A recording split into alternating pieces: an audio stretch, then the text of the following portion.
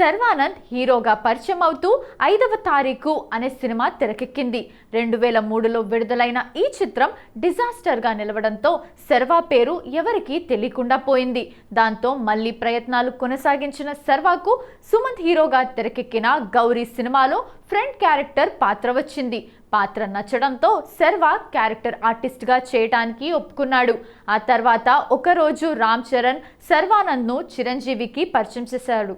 అప్పుడే చిరంజీవి శంకర్ దాదా ఎంబీబీఎస్ చిత్రంతో పాటు పెప్సీ యాడ్లో నటించడానికి అవకాశం ఇచ్చాడు. ఆ తర్వాత యువసేన, సంక్రాంతి, వెన్నెల, లక్ష్మి వంటి సినిమాలతో టాలీవుడ్లో ఒక్కో మెట్టు ఎక్కుతూ దర్శక నిర్మాతలను తన వైపు చూసేలా చేసుకున్నాడు. అప్పుడే శర్వా నటనను చూసి ప్రముఖ దర్శకుడు, నిర్మాత గున్నం గంగరాజు అమ్మ చెప్పింది సినిమాలో హీరోగా అవకాశం ఇచ్చాడు.